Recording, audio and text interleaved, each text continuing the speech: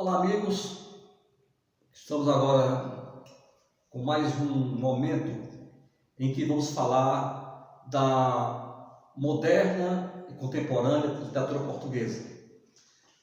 Depois do presencismo, o terceiro momento da literatura portuguesa do século XX é o chamado neorrealismo, né? Neorrealismo.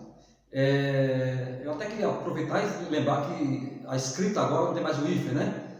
Então a nova ortografia mudou a escrita, que tinha separação do hífen.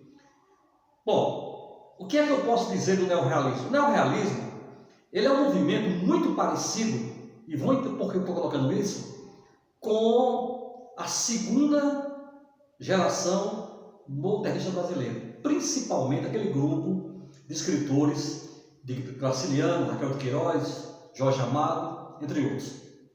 Veja bem, até então, a nossa literatura brasileira, ela tinha oferecido pouco, em termos de recursos, de instrumentos, à antiga matriz, né, Portugal. Só que nos anos 30, 40, o Brasil deu um pulo, né?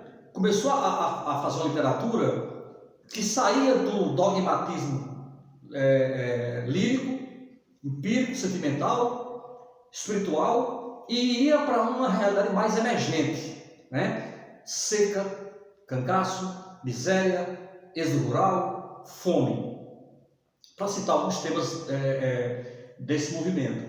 E aí o que acontece? Esses autores brasileiros que eu citei, em Portugal, chegavam clandestinamente. Por quê? Porque Portugal veio uma ditadura desde 26 até 74, né?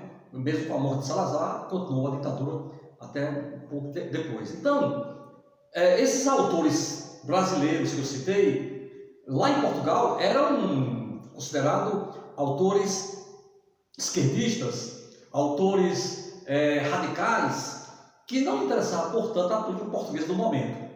Mas, mesmo assim, esses autores brasileiros foram a primeira grande influência do chamado neorrealismo português.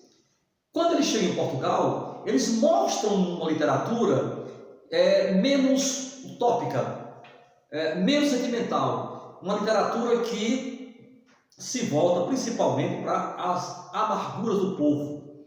O primeiro livro a tratar disso, assim, pelo menos em termos mais claros, chama-se Gaibéus, do Alves Redol. Em 39, esse livro dá um passo ao que se vai chamar em Portugal de neorrealismo.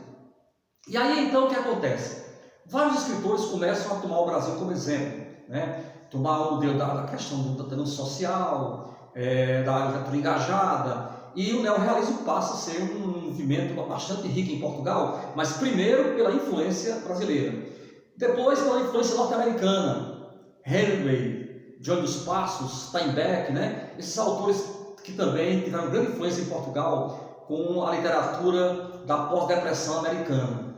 E aí, juntando a influência brasileira, em primeiro lugar, a norte-americana, a latino-americana e a italiana, por exemplo, o neorrealismo italiano, no cinema, por exemplo, todos esses elementos juntos serão, digamos assim, os pré-requisitos, os modelos que vão formatar a chamada literatura portuguesa neorrealista. Então, o Gaibéus é o primeiro exemplo, né? Um livro que trata de camponeses. Gaibéus aqui no Brasil seriam boias frias, né? Para os rurais. Então, os Gaibéus vão representar aqueles personagens que até então, na literatura portuguesa, não estavam à vista do público, né? Então, camponeses, retirantes, imigrantes, crianças, órfãos, esses personagens eles passavam muito sutilmente pela literatura portuguesa. Geralmente, o que se pode dizer, e isso aí está lá no livro Carta da Malta, dos Hernando Namora, né? Que eu já citei em sala, a literatura portuguesa até então só se voltava para a burguesia pequena, média e alta burguesia. Então o povo não era personagem assim de grande interesse para a literatura portuguesa. Com o neorrealismo, temos uma literatura engajada, uma literatura voltada para o povo. A princípio foi chamada de panfletária, né? Porque a preocupação maior da literatura era a denúncia social, mais do que a própria forma e conteúdo literário, só que com o passar do tempo eles vão aprimorando forma e conteúdo, né? A denúncia e a qualidade literária. E aí essa literatura vai ter uma grande influência em Portugal, principalmente porque Portugal vive uma ditadura, né? Então eles vão denunciar a ditadura através de metáforas, eles voltam no passado para representar o presente, né? Vão colocar esses personagens que eu citei como protagonistas do livro, das narrativas, e aí começa a haver um interesse por uma literatura pragmática. Daí a relação entre literatura e socialismo, literatura e política, literatura e denúncia social. Por quê? Porque essa literatura teve esses elementos como bases, né? E com o passar do tempo a temática vai sendo elaborada, mais bem trabalhada e, consequentemente, surgiram livros como Além de Gaibels, Carro da Malta, Domingo à Tarde, Menina de São Francisco, esses três outros de Fernando Namora, autores que vão trabalhar muito parecido, por exemplo, com o Graciliano, por exemplo, em relação ao Nordeste, em relação ao êxodo rural, em relação à miséria, entre outras temáticas que eu já comentei aqui muito rapidamente. Eu queria só chamar a atenção de uma coisa. No prefácio de Gaibels, em 39, né, o Alves Redol, que é o autor, ele escreve o seguinte: esse romance, Gaibels, não pretende ficar na literatura portuguesa como obra de arte. Todo mundo sabe que literatura é obra de arte. O que quer dizer com isso? Vamos perceber. Quer-se, antes de tudo, um documentário humano fixado no Ribatejo, que é uma região de Portugal, Ribatejo. Depois disso, será o que os outros entenderam, ou seja, a preocupação é assim: eu vou denunciar. Se você achar que isso é arte, que isso não é romance, que isso não é literatura, tudo bem, pode chamar o que você quiser. Mas, a princípio, a preocupação do livro, ou dos neorrealistas, era exatamente ser um documentário humano. É por isso que no romance Gaibels tem assim na capa: romance de Alves Redol, inquérito. Quer dizer, é um romance que vai fazer um inquérito da situação de trabalhadores, de agricultores que viviam no campo, né, e na cidade, e eram explorados pelo patrão, né, pelo capitalismo, né, pelas formas de opressão, pela escravidão, né, em relação ao meio do trabalho. Isso tudo vai ser pretexto. Então, primeiro denuncie. Se você achar que o livro não é obra de arte, não tem problema, chama o que quiser.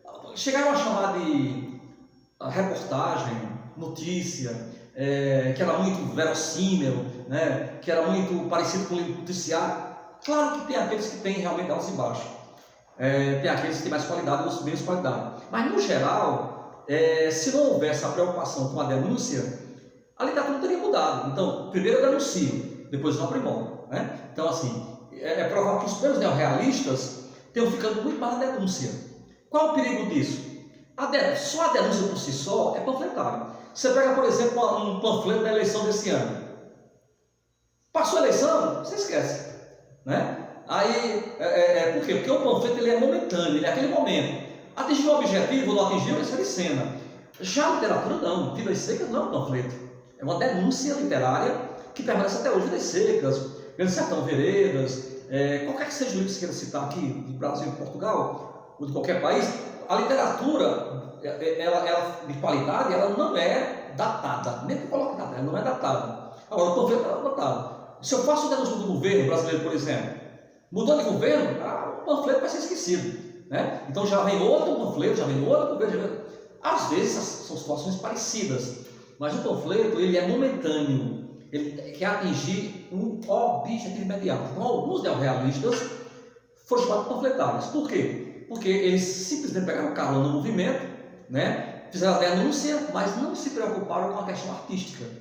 Mas, de qualquer maneira, a maior parte entendia que isso era no início necessário.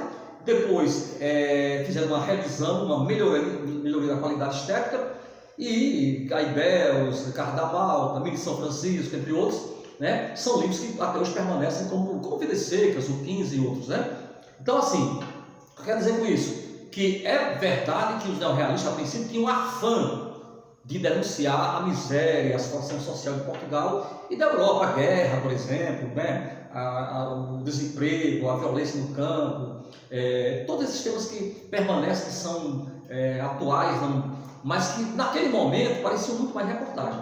Com o passar do tempo, os autores vão aprimorando, vão se qualificando, e aí vamos ter o quê? O chamado neorrealismo português, que é um movimento muito atuante, mas como eu disse a vocês, que para ter esse âmbito local e internacional, precisou de modelos, né? Romance de 30 no Brasil, o neorrealismo italiano, o romance americano, enfim, todos esses temas que vocês já perceberam que vão fomentar, vão modelar e vão ratificar a denúncia portuguesa. Então, de qualquer maneira, fica aqui esse registro, né? Autores como José do Rego, Graciliano, Jorge Amado, João dos Passos, Steinbeck, né? São autores que ultrapassam o Atlântico, né? Vão chegar a Portugal e lá vão ter grande influência. Ainda hoje são autores que em Portugal são muito respeitados. Por quê? Porque a denúncia deles tem dois valores. O valor de denúncia política, engajada, momentânea, perene ou permanente, e a qualidade literária que ninguém pode desconsiderar nesses autores. Então, esse neorrealismo, ele vai ser o primeiro movimento português do século XX que vai sair um pouco do lirismo, do saudosismo, do nacionalismo, do espiritualismo, né? Do regionalismo decorativo, para entrar numa literatura mais condizente com os novos tempos. Então, fica aqui esse registro de que o neorrealismo é um movimento que em Portugal não estaria dentro do modernismo, apesar de alguns outros considerarem que sim, mas fora do modernismo, ou seja, pós-modernismo, né? O que no Brasil ocorreu na década de 30, lá em Portugal ocorreu nos anos 40. Então é um movimento assim, que vem, claro, do reflexo brasileiro. Então, podemos colocar assim: modernismo, Orfeu e presença. Pós-modernismo vem aí com a tendência neorrealista, né, com o existencialismo, com a poesia 61 e com a poesia contemporânea e a obra contemporânea que a gente vai ver no nosso Tinfó. Então é isso que eu queria colocar, né? Depois disso, o que vai acontecer? Alguns autores neorrealistas, eles vão ter uma pequena mudança, né? Com mais que o existencialismo, por exemplo, em vez de denunciar grupos sociais, denuncia um elemento. Inicialmente, os gaibéus são o quê? São trabalhadores, então é uma denúncia mais coletiva, né? Aí, de repente, o autor passa a fazer um romance em que há um protagonista que simboliza uma classe, simboliza uma profissão, simboliza uma situação.